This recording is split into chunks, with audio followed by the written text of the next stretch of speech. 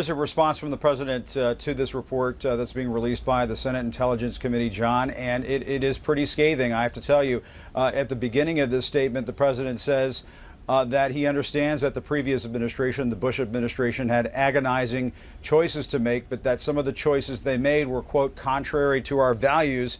And then the president goes on to say about this enhanced interrogation technique program and about the report, it says, quote, the report documents a troubling program involving enhanced interrogation techniques on terrorism suspects in secret facilities outside the United States, and it reinforces my long-held view that these harsh methods were not only inconsistent with our values as a nation, they did not serve our broader counterterrorism efforts or our national security interests. Moreover, these techniques did, quote, and I'm still quoting here, significant damage to America's standing in the world and made it harder to pursue our interests with allies and partners. And John, we should mention that the CIA has also released its own response to this Senate Intelligence Committee report. And it also, in a statement from the CIA Director John Brennan, says that they did not always live up to their values at the agency in carrying out this program. So, you know, it is, as Evan said, a dark day for the CIA.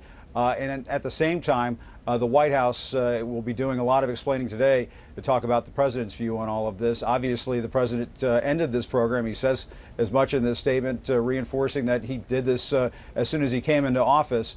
But at the same time, because of this process that took many, many years for this information to come to light, a lot of questions being asked about how this White House handled this report over those years, John.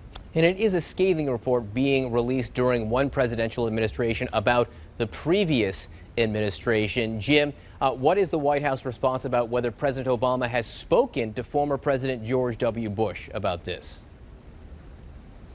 You know, they have had dealings over the years. We don't know whether or not President Obama and President Bush have ever talked about this. My sense of it is that they have not.